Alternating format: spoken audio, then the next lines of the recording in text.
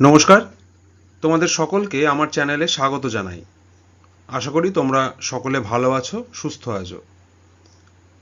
আজকে সুকুমার রায়ের লেখা একটি কবিতা দ্য পাওয়ার অফ মিউজিক নিয়ে আলোচনা করব। আসলে এই কবিতাটি সুকুমার রায়ের বাংলা কবিতা গানের গুঁতো তার একটি ইংরেজি অনুবাদ। তো আমি বাংলা কবিতাটিও এখানে রেখেছি যাতে তোমাদের বুঝতে সুবিধা হয়, এবং তারপর তো অবশ্যই ইংরেজি কবিতা নিয়ে কথা বলবোই। সুকুমার রায় সম্পর্কে কিছু বলতে গেলে খুব সত্যি কথা বলতে বড্ড ভয় হয়, কারণ একজন সাহিত্যের ছাত্র হিসাবে এবং সাহিত্যের শিক্ষক হিসাবে এটা আমি উপলব্ধি করেছি যে সুকুমার রায়ের মতো ব্রিলিয়েন্স সম্ভবত সারা পৃথিবীতে আর জন্মাননি। কিন্তু এটা আমাদের দুর্ভাগ্য যে আমাদের দেশে, আমাদের এই বাংলায় আমরা সুকুমার রায়কে সেই অর্থে কাল্টিভেট করতেই পারিনি।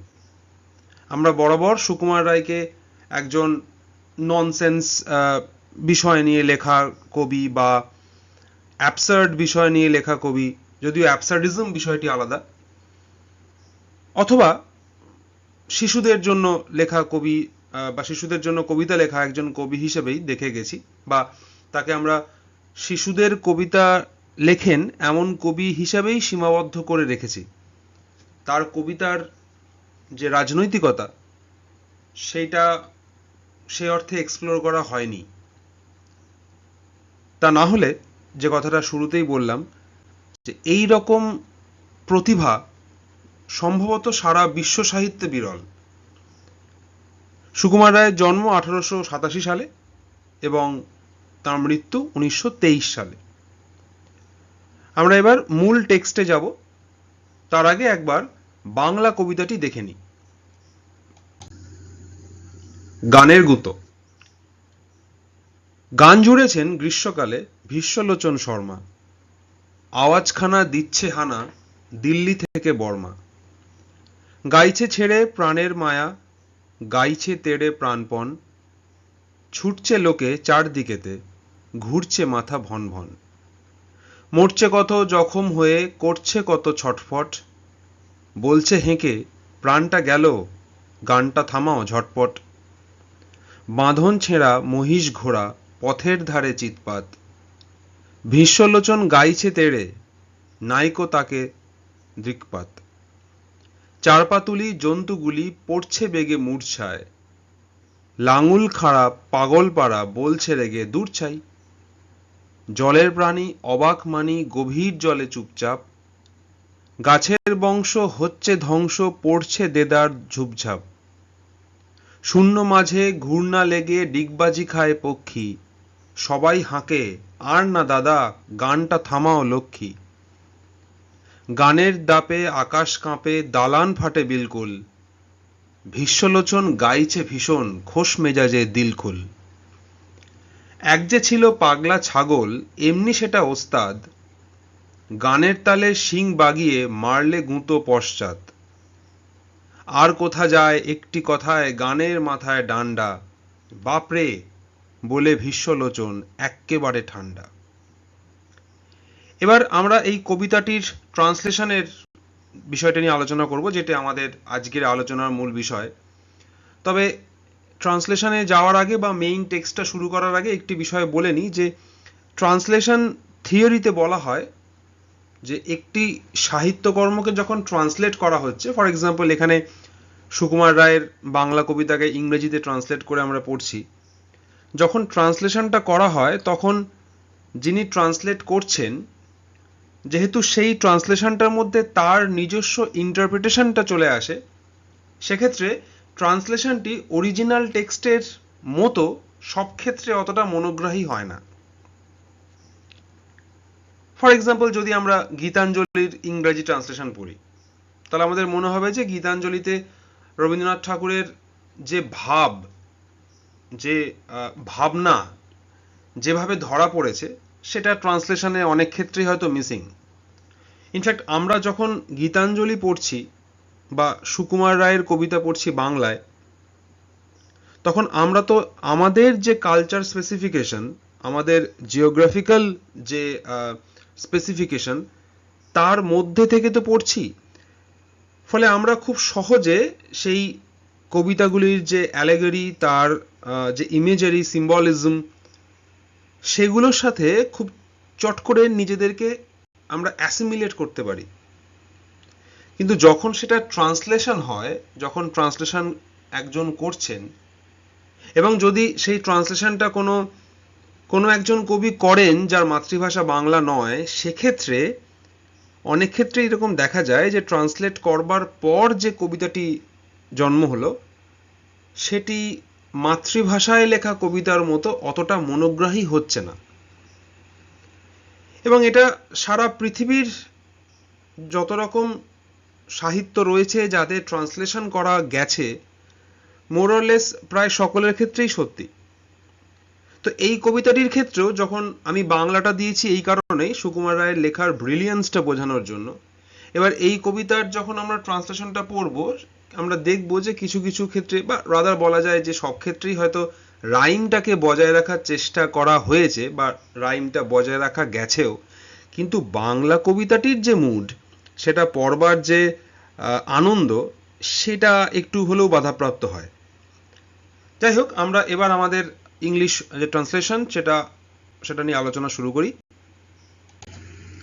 দ্য পাওয়ার অফ মিউজিক, গানের গুঁতোর ইংরেজি ট্রান্সলেশনটা করা হয়েছে the power of music. When summer comes, we hear the hums Bhishma Lochan Sharma. You catch his train on hill and plain from Delhi down to Burma. ওই শুরুতে তোমরা যদি বাংলা কবিতার সাথে এই কবিতাটিকে বা এই কবিতার পাশে বাংলা কবিতাটিকে রেখে পড়ো, তাহলে অর্থ বুঝতে খুব একটা অসুবিধা হওয়ার কথা নয়। He sings as though he has staked his life. He sings as though he is hell-bent.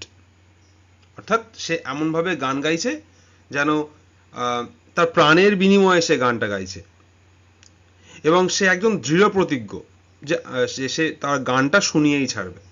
মানে আমি কিন্তু এই কবিতার ইংরেজি কবিতাটা নিয়ে যখন কথা বলবো, আমি কিন্তু সুকুমার রায়ের কবিতাটি মুখস্থ করে হুবহু সেই অর্থে বলবো না। যেহেতু এটা ট্রান্সলেশন, সেহেতু আমি এই লাইনগুলোর যে অর্থ সেটাই বলার চেষ্টা করব। এবং বেসিক্যালি এই কবিতাটি যদি একবার বাংলাটা পড়ে নেওয়া যায়, তাহলে খুব একটা অসুবিধা হওয়ার কথা নয়, কারণ মোরলেস কবিতাটি সহজই। The people, dazed, retire amazed, although they know it's well meant. They are trampled in the panic rout, or languish pale and sickly, and plead, my friend, we are near our end. Oh, stop your singing quickly. অর্থাৎ বিশ্বলোচনের গান শুনে সাধারণ মানুষের এমনই দুরবস্থা হয় যে তারা হাত জোর করে অনুরোধ করে যে দয়া করে বাপু তোমার গানটা এবার থামাও, না হলে আমাদের মৃত্যু আসন্ন। The bullock carts are overturned and horses line the roadside, but Bhishma Lochan, unconcerned, goes booming out his broadside. যে গানের যে গুঁতো, সেই গানের মহিমা এমনই যে প্রায় পৃথিবী লণ্ডভণ্ড হয়ে যায়। গরুর গাড়িগুলো উল্টে পড়ে, ঘোড়াগুলো চারিদিকে ছড়িয়ে ছিটিয়ে যায়, ভয় পেয়ে যায়, কিন্তু ভীষ্মলোচন সে তার গান থামানোর পাত্র নয়, সে তার মতো গান গেয়েই চলে। The wretched brutes resent the blare the hour they hear it sounded. They whine and stare with feet in air or wonder quite confounded. The fishes dived below the lake in frantic search for silence. The very trees collapse and shake, you hear the crash in a mile hence. অর্থাৎ এই গানে পুরো পৃথিবী লণ্ডভণ্ড হয়ে যায়, যেটা একটু আগে বললাম। মানুষ বিভ্রান্ত হয়ে যায়, তাদের কি করা উচিত, কোন দিকে পালানো উচিত, কোন দিকে গেলে তারা গানের হাত থেকে বাঁচবে। জলের মাছেরা একদম জলের গহীন অন্ধকারে লুকিয়ে পড়ে এই গানের তরঙ্গ থেকে বাঁচবার জন্য, এবং জঙ্গলে গাছপালাগুলো যেন এলোমেলো হয়ে পড়ে। এবং বহু দূর থেকে যেহেতু তার ভীষ্মলোচনের গানের স্বর ভেসে আসে, সেই কারণে এই ধ্বংসলীলা, তার গান শুনে যে ধ্বংসলীলা, সেই ধ্বংসলীলা বহু দূর অবধি চলতে থাকে। And in the sky the feathered fly turn turtle while they are winging, এই টার্ন টার্টল এটা একটা ফ্রেজ যার মানে টার্ন আপসাইড ডাউন বা উল্টে যাওয়া। তো বলছে যে and in the sky the feathered fly turn turtle while they are winging, again we cry we are going to die, oh won't you stop your singing। মানে আকাশ দিয়ে যে পাখিরা উড়ে যাচ্ছে, এমনকি সেই পাখিরাও এই গানে প্রচন্ড বিরক্ত। বিশ্বলোচনের গানে সেই পাখিরাও তাদের পাখিদের জীবন এমন ওষ্ঠাগত হয়ে গেছে যে তারা যেন মনে হচ্ছে যে আর উঠতে পারছে না, তারা এবার মাটিতে বুঝি পড়ে গেল। এবং আমরা সবাই অর্থাৎ মানুষ সকলে প্রত্যেকে তারা গান গেয়ে ওঠে we are going to die, oh won't you stop your singing। আমরা যে মরতে বসেছি, দয়া করে গানটা বন্ধ করো। But Bhishma soared beyond our reach, however we played and grumble, the welkin weeps to hear his screech and mighty mansions tumble। কিন্তু ভীষ্মলোচন কারোর কথা শোনবার পাত্র নয়, সে তার গান গেয়েই যায়। এমনকি তার গানে যেন স্বর্গ মর্ত নরক সমস্ত কিছু কেঁপে ওঠে, দূরে আকাশ যেন কেঁপে ওঠে এবং প্রচন্ড বৃষ্টির মতো করে আকাশের কান্না যেন মাটিতে ঝরে পড়ে। তথাপি ভীষ্মলোচন থামবার পাত্র নয়। But now there comes a বেলিগোট। অবশেষে তার গান থেকে বাঁচবার বা তার গান থেকে বাঁচাবার জন্য কেউ একজন এগিয়ে আসে, তবে সেটা মানুষ নয়, সে কে? একটা ছাগল। But now there comes a billy goat, a most sagacious fellow, he downs his horns and charges straight with bellow answering bellow. The strains of song are tossed and reeled by blast of brutal violence, and Bhishmalochan grants the world the golden gift of silence। তো অবশেষে কি হয় যে না, তার গানের গুতোয় বা তার গান থামানোর জন্য এটি ছাগল উঠে আসে এবং সে তার শিঙের গুঁতোয় অবশেষে ভীষ্মলোচনকে ঠান্ডা করে। এবং যে মুহূর্তে ভীষ্মলোচনের গান বন্ধ হয়, সারা পৃথিবীতে যেন অপার শান্তি নেমে আসে। So the poem Power of Music by Sukumar Rai depicts a different approach to describing music। অর্থাৎ এই কবিতায় সুকুমার রায় তার গানের যে ভূমিকা, সেই ভূমিকার একটা অন্য চিত্র আমাদের সামনে তুলে ধরেছেন। Music evokes divine emotions that are usually pleasant to hear. মানে গানের তো আমরা জানি যে গান একটা কাইন্ড অফ মেডিসিন, গান একটা ওষুধের মতো কাজ করে। আমাদের যন্ত্রণা, আমাদের ভেঙে পড়া, আমাদের আনন্দ, অর্থাৎ অনুভূতির যে প্রত্যেকটি সূক্ষ্মাতি সূক্ষ্ম স্তর আছে, আমরা জানি যে music works like a medicine, that is why music is so important to us. কিন্তু এখানে Sukumar Ray has depicted a different approach to describing music. Here the poet showcases music as a medium of noise that creates chaos। কিন্তু এই কবিতায় সুকুমার রায় মিউজিককে কিভাবে দেখাচ্ছেন? একটা medium of noise, একটা চিৎকার, শোরগোল, যেটা শান্তি দেওয়ার পরিবর্তে একটা অশান্তি ডেকে আনে জীবনে। This interprets the true example of satire in the poem। এবং এইভাবে এই যে ব্যঙ্গাত্মক লেখা, সুকুমার রায়ের লেখার মধ্যে এই যে স্যাটায়ার, যে বিষয়টি ভীষণভাবে ওতপ্রোতভাবে জড়িত, বা সুকুমার রায়কে যে কারণে মাস্টার অফ স্যাটায়ার বলা হয়, যে ব্যঙ্গাত্মক কবিতা লেখায় তার জুড়ি মেলা ভার, ঠিক এই জায়গাটায় এই কবিতায় এই স্যাটায়ারটা ফুটে ওঠে। মূলত কবিতাটি এবার কবিতাটির ফিগার অফ স্পিচ নিয়ে আলোচনা করা যেতে পারে। যেমন এই কবিতার মধ্যে পার্সনিফিকেশনের ইউজ করা হয়েছে, এই কবিতায় অ্যালিটারেশনের ইউজ করা হয়েছে। অর্থাৎ অ্যালিটারেশন ব্যাপারটা কি, যে যখন আমরা দেখতে পাই যে কোনো একটি পার্টিকুলার লাইনে কোনো একটা পার্টিকুলার সাউন্ডের প্রমিনেন্স দেখা যাচ্ছে, তখন আমরা সেই লাইনটিকে বলি অ্যালিটারেশন। এছাড়া এই কবিতার মধ্যে এক্সাজারেশন রয়েছে, কোনো কিছুকে অতিরিক্ত বাড়িয়ে বলা বা অতিশয়োক্তি। যেমন ওই জায়গাটায় যেখানে বুলক কার্টস উল্টে যাচ্ছে বা আকাশের পাখি তারা ফ্ল্যাট হয়ে মাটিতে পড়ে যাচ্ছে, এই ফিগার অফ স্পিচগুলো রয়েছে। এছাড়া এই কবিতাটি আমি মনে করি এটা বিনোদনের জন্যই পড়া উচিত এবং এই কবিতাটি পড়া উচিত সুকুমার রায়ের স্যাটায়ারের জন্য, এবং অবশ্যই আগে বাংলা কবিতাটি পড়ে তারপর ইংরেজিটা পড়া উচিত। কেউ যদি শুধু ইংরেজি কবিতাটি পড়ে, তাহলে যেটা বললাম যে ট্রান্সলেশন যখন বাংলা ভাষা থেকে ইংরেজিতে করা হচ্ছে, আমরা যে কালচার স্পেসিফিক জায়গা থেকে বা আমরা আমাদের মাতৃভাষার ইন্টারপ্রিটেশন, তার অনুভূতির ইন্টারপ্রিটেশনগুলো যেভাবে করি, ইংরেজি ট্রান্সলেশনে সেই ইন্টারপ্রিটেশনটা সেভাবে ধরা না পড়ার সম্ভাবনাই অনেক বেশি থাকে।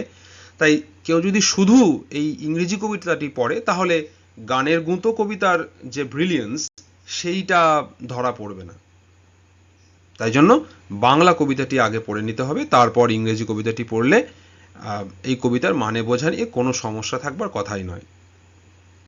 আজকের আলোচনা খুব ছোট্ট, এখানেই শেষ করছি। তোমাদের কোনো সাজেশন থাকলে অবশ্যই তোমরা আমাদেরকে জানাবে। কোনো মতামত থাকলে কমেন্ট বক্সে তোমরা তোমাদের মতামত দেবে। কোনো রিকোয়ারমেন্ট থাকলেও অবশ্যই জানাবে। এবং আমি তোমাদের যাতে কবিতাটি পড়তে, বুঝতে, মনে রাখতে সুবিধা হয়, সেই জন্য ইংরেজি কবিতার সঙ্গে সঙ্গে বাংলা কবিতাটিও ডেসক্রিপশন বক্সে ডিটেলে পোস্ট করে দেব। সকলে ভালো থেকো। খুব তাড়াতাড়ি ফিরে আসবো আমার এই চ্যানেলে। যদি তোমাদের মনে হয় এই ছোট্ট একাডেমিক চ্যানেলটির একাডেমিক কন্টেন্টগুলো তোমাদের কাজে লাগছে, তাহলে চ্যানেলটিকে সাপোর্ট করো, সাবস্ক্রাইব করো, শেয়ার করো। ভালো থেকো সকলে। Thank you.